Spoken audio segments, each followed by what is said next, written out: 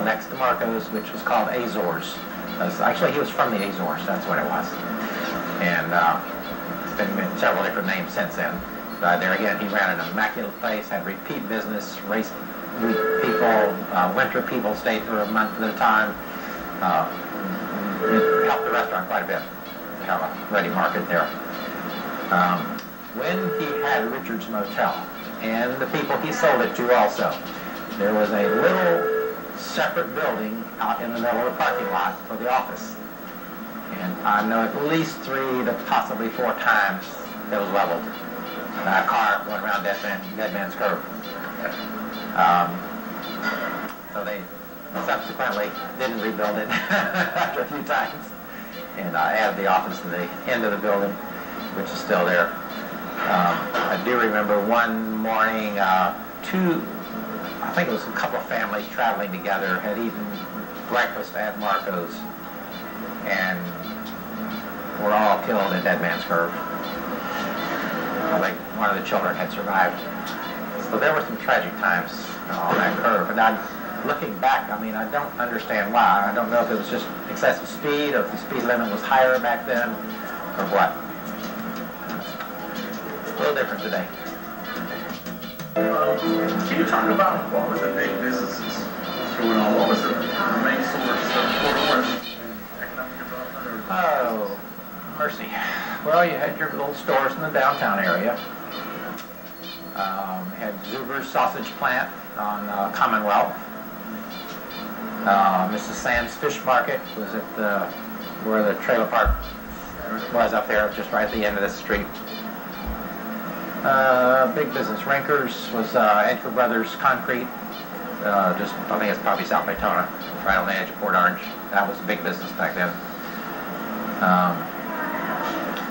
Don't know that Port Orange had much big business.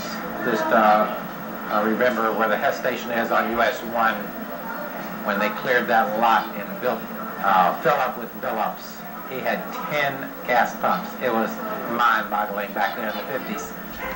Never heard of a gas station having that many pumps. Of course, that was later torn down and the Hess station was put in. So that was a big business. There was an Allendale Inn or something? Allendale Inn, that's what the north turn, first turn, that was the Allendale Inn. Was it? Okay. Yeah. It's a generic photograph. Yeah. Another interesting thing about the area where there are a lot of orange juice stands along the highway. There were probably 3 between Dunlawton and Rose Bay where you could stop and have all the orange juice you could drink for a dime. And they were just kind of like tourist rest stops. You know. The Mellis's used to have a small diner on US 1, and they went into partners with some other folks and built this big restaurant, and it was state-of-the-art restaurant for the early 50s. Terrazzo floors, air conditioned. That was a big thing. Real. When they opened, they had all their waitresses were dressed in orange uniforms, called them the Sunshine Girls or something. It was like they really did it up right. So they probably opened in maybe 54. I'm just guessing. Changed to the Hickory House, to the Gourmet Restaurant, to the Plaza Restaurant. I think it was the Plaza when we leased it for a number of years. We named it Town Square and had a breakfast and lunch restaurant there. We did really well there. It was a good location. 50% of the traffic that's coming off the bridge, you can't turn left to get there. So it hindered business a little bit, but we still did very well.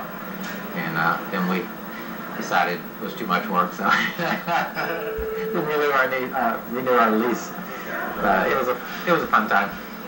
The creek at all in the canoe, or no. No, we had behind Marco's for the Treasure Isle and Commonwealth and all that is now the Mobile Home Parks. It was all woods, and there was a little lake back there, and that was our place to go play in the woods as kids. It was kind of scary to go way back in the woods, you know, because there was no Nova Road around there. Nova Road dead-ended at Herbert Street. Early 50s, they built the Varner's Walgreen Agency Drugstore, and that put a hurting on Miss Walgren's drugstore. And her drugstore was the quintessential small town drugstore. Beautiful mahogany wood cabinets and marble ice cream soda fountain. It was great. And then came the modern Walgreens agency drugstore across the street. So they both coexisted for a number of years, but we used to have a joke at Marco's.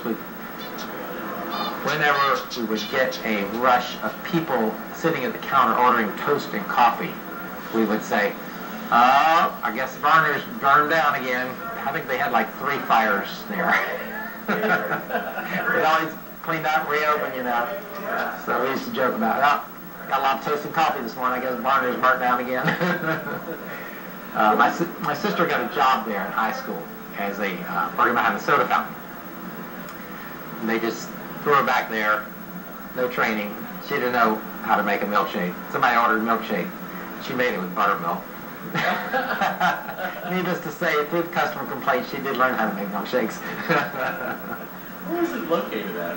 Right exactly where Hardee's is. Mr. Crouch's realty office was behind it.